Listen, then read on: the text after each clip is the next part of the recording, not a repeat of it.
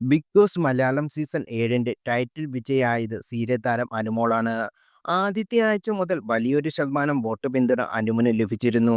42 ലക്ഷം രൂപയും കാറുമാണ് അനുവിന് സമ്മാനമായി ലഭിച്ചതും. ഫസ്റ്റ് റണ്ണറപ്പായത് അനീഷായിരുന്നു. ഇരുവരും തമ്മിലുള്ള നേരിട്ടുള്ള വോട്ട് വ്യത്യാസം നേരിയ വ്യത്യാസം മാത്രമേ ഉള്ളായിരുന്നു. അതേസമയം 16 ലക്ഷം PR കൊടുത്തുകൊണ്ട് മാത്രമാണ് അനു വിജയിച്ചെന്ന രീതിയിലും ആക്ഷേപം ഉയരുന്നുണ്ട്. ആക്ഷേപം നിലനിൽക്കുന്നത് കൊണ്ട് തന്നെ അനുവിന് ലഭിച്ച കപ്പിന് ഒരു മൂല്യമില്ലെന്ന്, അർഹതയില്ലാത്ത വ്യക്തിയുടെ കയ്യിലാണ് ഈ സീസണെ ട്രോഫി ഇരിക്കുന്നുവെന്ന് യഥാർത്ഥ പ്രേക്ഷകരാണ് അഭിപ്രായപ്പെടുന്നതെന്ന് കുറിക്കുന്നു. ഇപ്പോൾ ഇതാ പല ചർച്ചകൾക്കും ഇടയിൽ അനുവിന്റെ ഒരു വീഡിയോ വൈറലാകുകയാണ്. പെരിങ്ങോട്ടുകര ദേവസ്ഥാനം വിഷ്ണുമായ ക്ഷേത്രത്തിൽ പൂജാരി ഉണ്ണിമസ്വാമിയുടെ അനുഗ്രഹം വാങ്ങുന്ന അനുമോളാണ് വീഡിയോയിലുള്ളത്. തൃശ്ശൂരാണ് ഈ ക്ഷേത്രം സ്ഥിതി ചെയ്യുന്നത്. പുതിയതാണോ അതോ മുമ്പ് എപ്പോഴെങ്കിലും താരം ക്ഷേത്രം സന്ദർശിച്ചപ്പോഴുള്ള വീഡിയോ ആണോ ഇപ്പോൾ വൈറലാകുന്നത് എന്ന് വ്യക്തമല്ല.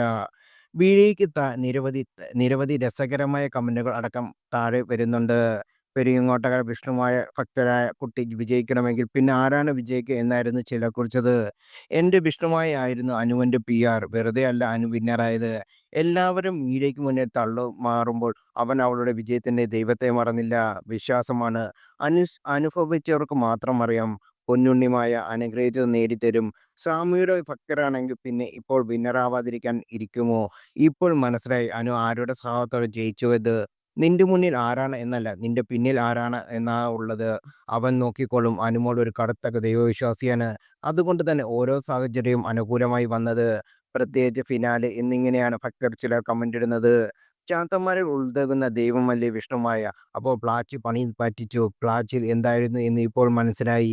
യഥാർത്ഥത്തിൽ അനീഷ് അന്തസ്സത്തോടുകൂടി ഭൂരിഭാഗം വരുന്ന ജനമനസ്സിൽ വലിയ ഇടം നേടി. അനുമോൾ ചാത്ത മിനുവിനെ കൊണ്ട് ഉടായിപ്പ് വോട്ടും ചെയ്ത് കപ്പും സർവ്വ ചീത്തപ്പേരും വെറുപ്പും നേടി. കഴിഞ്ഞ സീസണിൽ ഒരു തിരുമണ്ടനെ കിട്ടിയതുപോലെ ഇനി അവനും ഇവിടെ വന്ന് രസീതെടുത്തിട്ടാണ് കപ്പ് നേടിയത്. ചാത്തൻ കപ്പ് കൊണ്ടുപോയി. ഇപ്പോഴാണ് മനസ്സിലായി എല്ലാം ജയിച്ചുവെന്ന്. എല്ലാം മായയുടെ വിളയാട്ടം.